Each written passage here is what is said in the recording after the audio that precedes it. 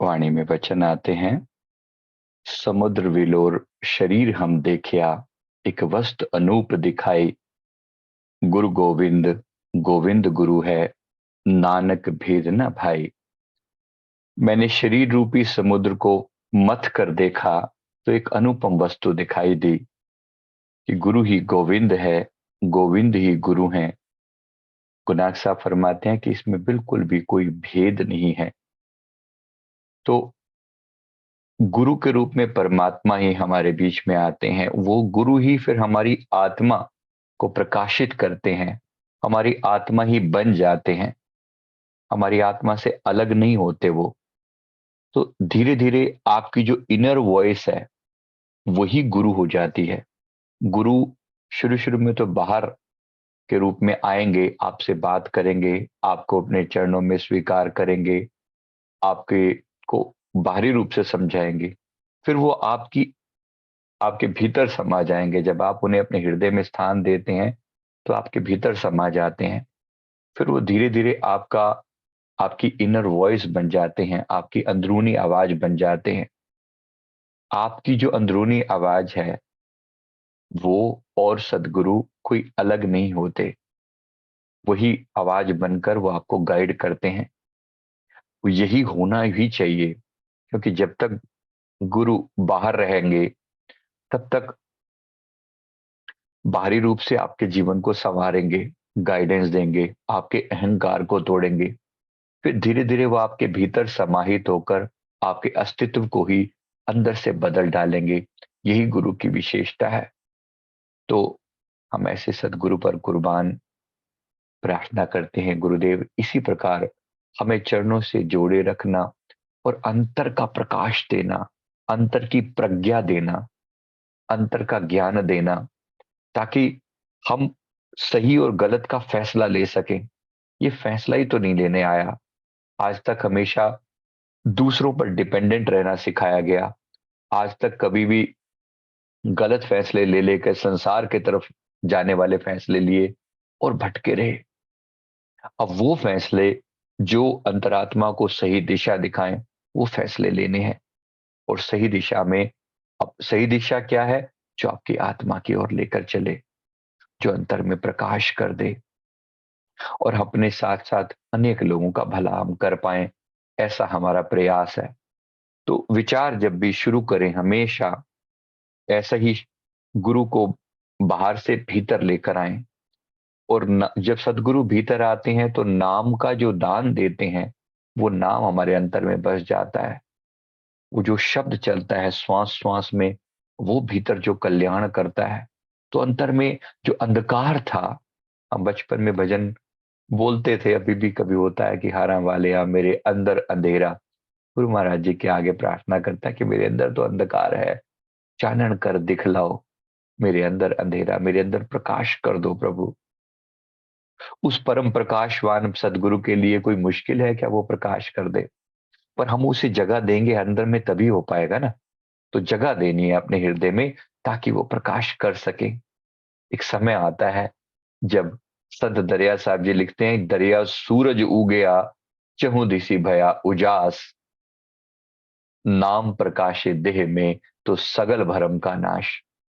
दरिया सूरज उग गया, चहु दिसी भया उजास। भीतर सूरज उग गया है, जैसे चारों तरफ उजाला हो गया है। नाम का प्रकाश देह में ऐसा हुआ कि सगे सारे भ्रम मिट गए।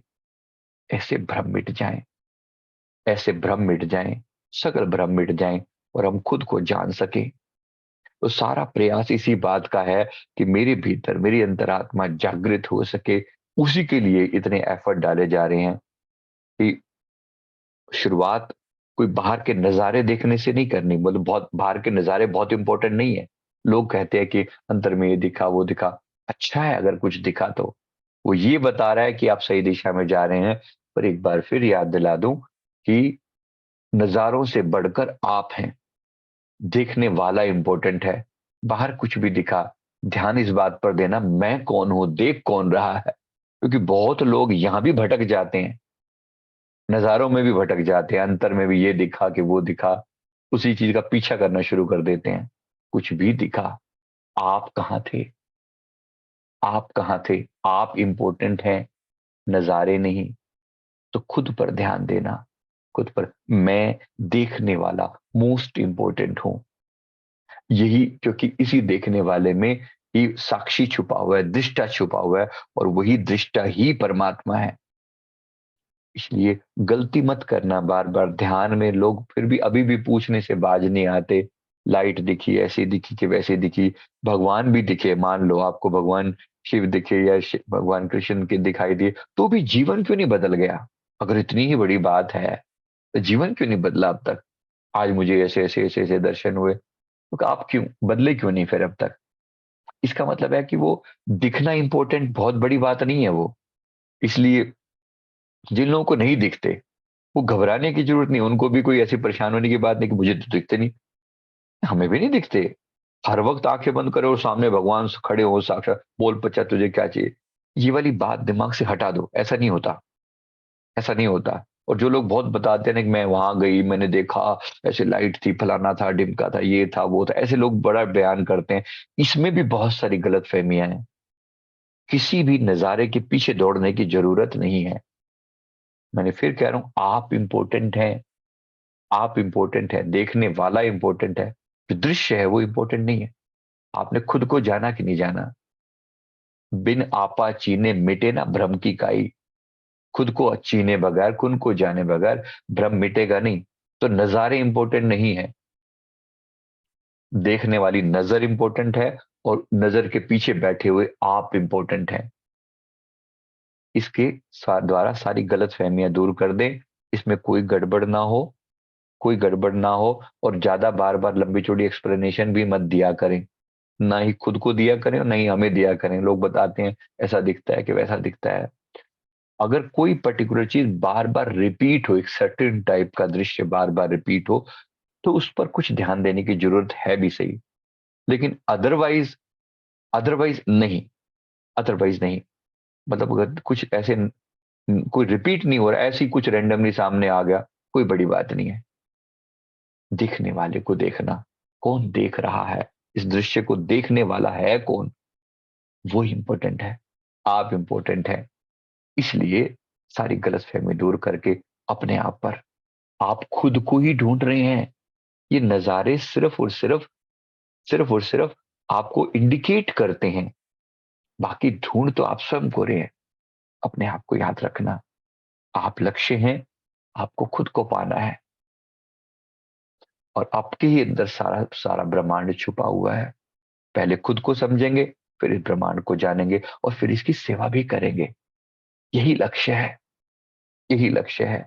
खुद को जानकर और फिर बड़े प्यार से संसार की सेवा, जगत के कल्याण हेतु कार्य करेंगे। जरूर करेंगे। Why not? मौका है खुद को जानने का, जगाने का, खुद पर काम करने का। जागो और जगाओ। डेफिनेटली प्रयास ऐसा करते रहना। तो मैं उम्मीद करता हूं बात समझ में आ गई होगी। इसको अपने दिल में अच्छे से बिठा लें और इस पर अमल करने का प्रयास करें। थैंक यू वेरी मच, बहुत बहुत शुक्रिया।